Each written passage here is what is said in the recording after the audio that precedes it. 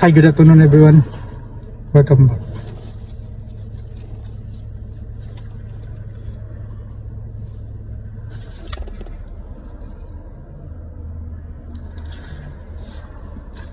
Atin tayo ng dry run ngayon.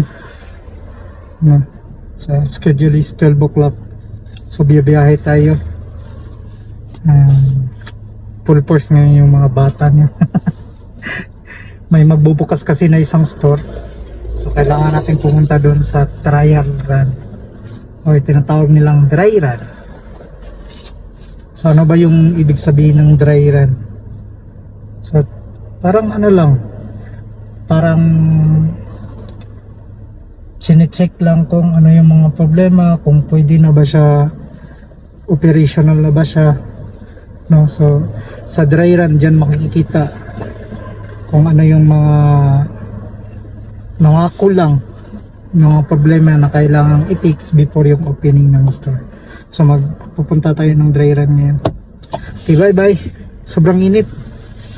Nasa 35 degrees centigrade ang temperatura ngayong araw. Bye bye, ingat. See you.